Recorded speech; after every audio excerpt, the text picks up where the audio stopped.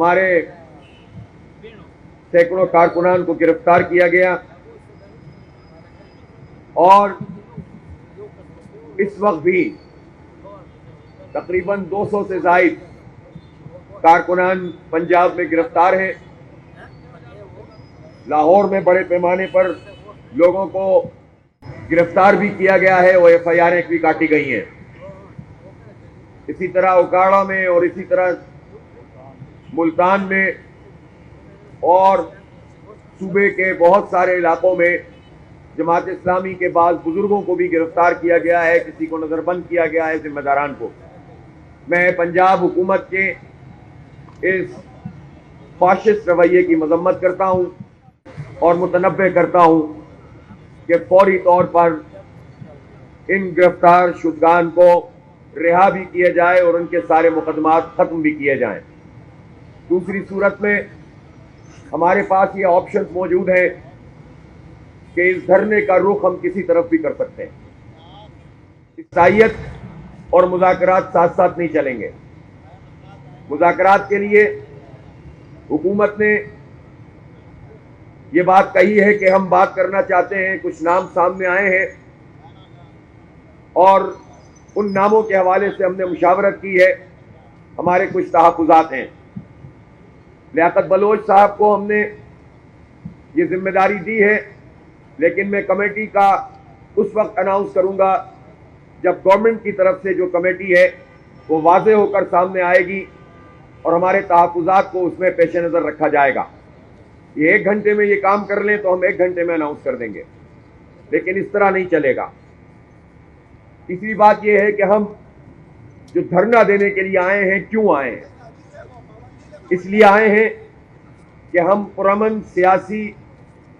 جدوجہد کے ذریعے آئین اور قانون کے مطابق اپنا سیاسی حق استعمال کرتے ہوئے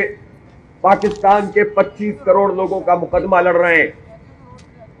ہم 16-17 کروڑ نوجوانوں کا مقدمہ لڑ رہے ہیں جنہیں اس حکمران طبقے نے اپنے اور اپنے ملک کے مستقبل سے مایوس کیا ہے۔ پاکستان کے لیے اس سے زیادہ تباہ کن کوئی چیز نہیں ہو سکتی کہ پاکستان کا نوجوان پاکستان کے مستقبل سے مایوس ہو اور اسے اس ملک میں اپنے لیے کوئی امکانات کی دنیا نظر نہ آتی ہو۔ اس سے بڑھ کر تباہ کن کوئی چیز نہیں ہو سکتی۔ لہذا ہم اپنا فرض سمجھتے ہیں کہ ہم اس پورے مسئلے پر امید کے چراغ جلائیں، نوجوانوں سے انٹریکٹ کریں، بجائے اس کے کہ وہ مایوس ہو، وہ منشیات کے عادی بنے، ہر کوئی ملک چھوڑنے کی تگودوں میں لگا رہے اور پاکستان سے برین ڈرین ہوتا رہے۔ ہم یہ چاہتے ہیں کہ ہمارے ملک میں یہ مواقع ہونے چاہیے کہ ہمارے نوجوانوں کو تعلیم بھی ملے، اچھی معیاری تعلیم ملے، روزگار ملے اور ان کے لیے ایک روشن مستقبل ہو۔ اور یہ پاکستان ہم سمجھتے ہیں کہ اس کے جو وسائل ہیں، اس کے جو دریا ہیں، اس کے پہاڑ ہیں، اس کے لہلہاتے کھیت ہیں اور یہاں صنعتوں کی جو امکانات ہیں، را مٹیریل ہے، منرلز ہیں، سب کچھ اس ملک میں موجود ہو اور اس کے باوجود اس ملک کے مستقبل سے لوگ مایوس ہوں، تو پتہ یہ چلتا ہے کہ یہ جو اشرافیہ جسے ہم کہتے ہیں، جسے ہم حکمران طبقہ کہہ سکتے ہیں، ایک حکمران اور حکومت وہ ہوتی ہے جس کی بظاہر حکومت ہوتی ہے، لیکن ایک پورا طبقہ ہوتا ہے کہ جو بیوروکریسی کی صورت میں، جو اسٹیبلشمنٹ کی صورت میں، سول اور فوجی، جو جاگیرداروں اور وڈیروں کی صورت میں، جو ان سرمایہ داروں کی صورت میں کہ جو حکومتی مراحت حاصل کر کے اور اپنے مفادات حاصل کر کے ہم پر یہ معاشی پالیسیاں مسلط کرتے ہیں، یہ وہ پورا طبقہ ہے جو ہم پر حکمرانی کر رہا ہے۔ اور اس طبقے نے پاکستان کے 98-99% لوگوں کو ان کے حق سے محروم کیا ہوا ہے۔ ہم صنعتوں کا فروغ چاہتے ہیں، ہم تجارت کی بڑھوتری چاہتے ہیں، ہم تعلیم میں آگے بڑھنا چاہتے ہیں۔ ہم اس لیے نکلے ہیں، ہمارا کوئی ذاتی مقصد نہیں ہے، نہ میرا، نہ میری ٹیم کا، نہ میری پوری جماعت کا۔ ہم اپنے ملک کا مستقبل روشن کرنا چاہتے ہیں اور اس کا جو پوٹینشیل ہے اس کے مطابق اس کو آگے بڑھتے دیکھنا چاہتے ہیں۔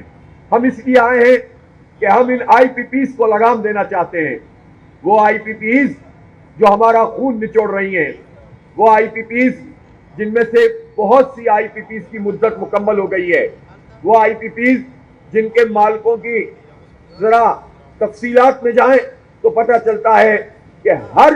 حکومت میں ان کا رول ہوتا ہے, چاہے وہ نون لیگ کی حکومت ہو, پیپلز پارٹی کی حکومت ہو یا پی ٹی آئی کی حکومت ہو. ان آئی پی پیز کے سرکردہ لوگ ہر حکومت میں شامل نظر آتے ہیں اور سینکڑوں نہیں بعض کے ہزاروں میگا واٹ کے وہ پلانٹ موجود ہیں کہ جن کو جعلی طریقے سے ہم پر مسلط کیا گیا ہے. کسی کا فیول ایسا ہے کہ وہ گنے کی پھوک پہ چل رہا ہے, لیکن ہمیں بتایا یہ گیا, لکھا یہ گیا کہ امپورٹڈ کوئلے پہ یہ چلے گا اور یہ کسی اور کا نہیں, یہ شریف فیملی کا پلانٹ ہے کہ جو گنے کی پھوک پہ چلتا ہے, بیگاس پہ چلتا ہے, لیکن اسے امپورٹڈ کوئلے پہ شو کر کے ہزاروں ارب روپے کا دھندا کر لیا گیا ہے اور ہمارے خون پسینے کی کمائی کو نچوڑا گیا ہے. اور گنے کا پھوک بھی کہاں سے آیا ہے؟ اپنی شوگر مل سے آیا ہے. اور وہ شوگر مل بھی کس طرح سے چل رہی ہے کہ 6 مہینے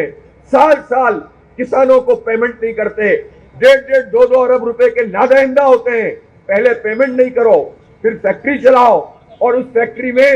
آپ چینی کے پورا مافیا بن جاؤ, اس کی پھوک کو آپ استعمال کر کے اپنا پلانٹ چلاؤ, لیکن شو یہ کرو کہ تم نے